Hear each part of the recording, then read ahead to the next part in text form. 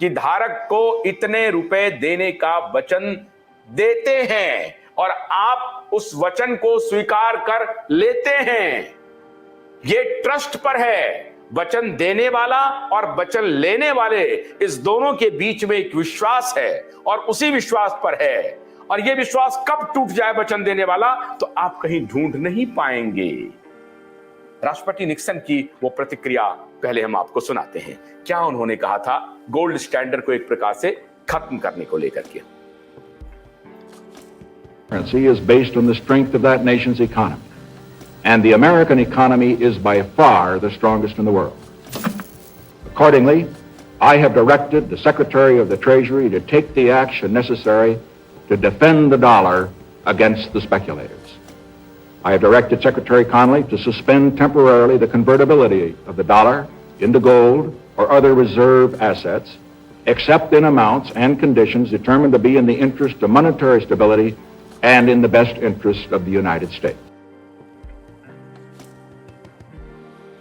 जो कन्वर्टिबिलिटी थी पैसे की गोल्ड के सिलसिले में, उसको कहा कि सस्पेंड कर दो, इसका कोई मतलब नहीं है।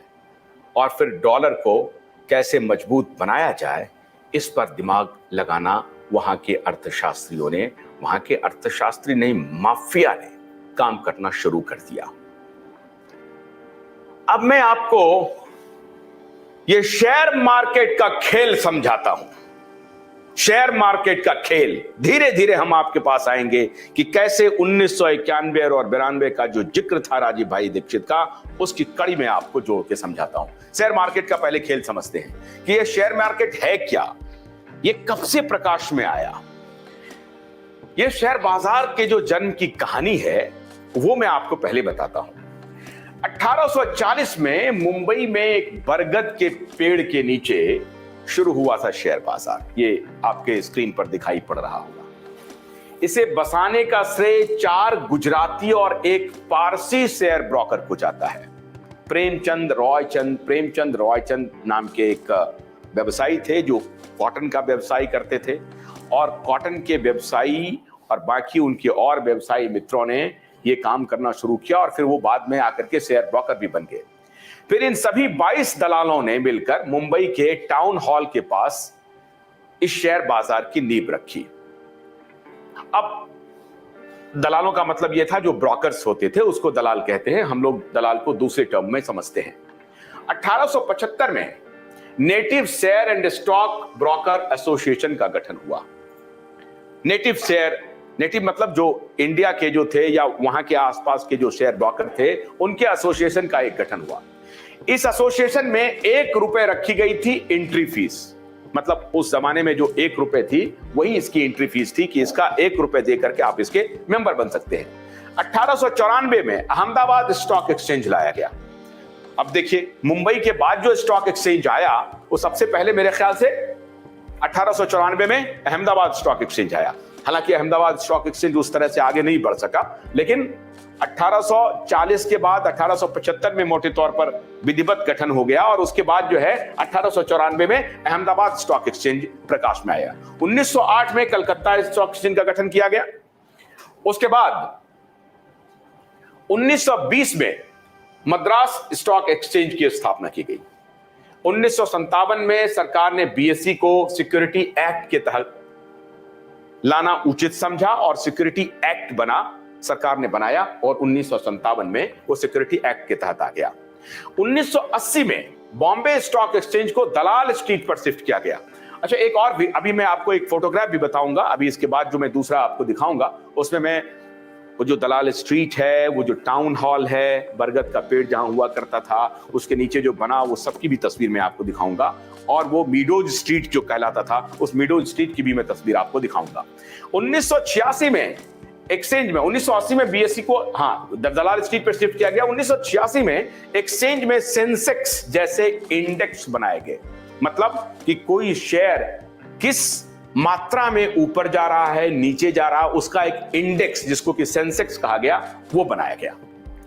1988 में शेयर बाजार में पारदर्शिता के लिए सरकार ने security exchange board of India, SEBI जिसको आप कहते हैं, security exchange board of India की स्थापना की। अब ये क्या काम करती है सेबी? सेबी ये देखती है कि भाई किसी कंपनी, जो कंपनी उनके यहाँ लिस्टेड हैं, वो कंपनी कैसे शेयर का आदान प्रदान कर रही है, उसमें कोई घपला घोटाला तो नहीं हो रहा है, ये देखना security exchange board of India का काम है। 1989 में बॉम्बे स्टॉक एक्सचेंज को लॉन्च किया गया और 1992 में ये पूरी तरह से स्वतंत्र ऑटोनोमस बॉडी बन गई। यही लोचा है, यही लोचा है। 1992 में पूरी तरह से बॉम्बे स्टॉक एक्सचेंज एक ऑटोनोमस बॉडी बन जाती है और 1991 में भारत का वित्त मंत्री का प्रभार आदरणीय मनमोहन सिंह को मिल जाता है, जिसके ऊपर की राजीव भाई दीक्षित जी ने जो अभी आरोप मढ़ा, बड़ी तहकीकात करने के बाद मैं पूरे भरोसे के साथ कह सकता हूं कि उनकी आरोप में दम है। मैं 100% तो सहमत नहीं हूं, लेकिन उनके आरोप में दम है। 1991 में फाइनेंस मिनिस्टर बनते हैं नरसिम्हा राव की सरकार में मनमोहन सिंह, और उसी दौरान Mumbai stock exchange autonomous body होती है और उसी दौरान मुंबई स्टॉक एक्सचेंज में विदेशी पैसे का आना जाना शुरू हो जाता है। और फिर उसके बाद हर्षद मेहता प्रकाश में आते हैं। उस पर बाद में आएंगे, अभी घोटाले पर बाद में आएंगे, इसकी कड़ी हम आपको बताएंगे। 1992 में ही न्यू दिल्ली स्टॉक एक्सचेंज, जिसको आप एनएससी कहते हैं, न्यू दिल्ली स्टॉक एक्सचेंज का गठन डीमटेरियलाइज इलेक्ट्रॉनिक एक्सचेंज के रूप में किया गया। 1992 में हर्षद मेहता स्कैम की वजह से बीएसई क्रैश हो गया था, अभी और बताएंगे। 1994 में एनएसई ने होलसेल डेट मार्केट और इक्विटी सेगमेंट में और 2000 में डेरिवेटिव सेगमेंट में अपना ऑपरेशन शुरू किया। 2000 ईस्वी में, सन 2000 में डेरिवेटिव सेगमेंट में अपना। 1995 में बीएसई ने ओपन फ्लोर सिस्टम से इलेक्ट्रॉनिक सिस्टम ऑफ ट्रेडिंग की शुरुआत की। अब इसके पहले मैं आपको एक कहानी बताता हूं। पहले जो ट्रेडिंग होती थी शेयर मार्केट में, वो कैसे होती थी? लोग बोली लगाते थे, मार्केट खुलता था और उसमें बोली लगती थी, इस कंपनी का शेयर 95, 200, 300, 100, इस तरह से बोलियां लगती थी और लोग ब्रोकर्स जो हैं वहां पर आकर के खड़े होकर के बोली लगाते थे। तो कहा कि भाई ये इससे मैसेज ठीक नहीं जा रहा है, और जो सीएमई कंपनी थी उसका गठन होता है और उसके बाद वहां पे इलेक्ट्रॉनिक सिस्टम से ट्रेडिंग की शुरुआत हो जाती है कि भाई सब लोग आप आएंगे। और 2015 में सेबी ने कमोडिटीज मार्केट रेगुलेशन का फॉरवर्ड मार्केट कमीशन के साथ विलय कर दिया था। खैर, ये तो अलग विषय है। अब हम आते हैं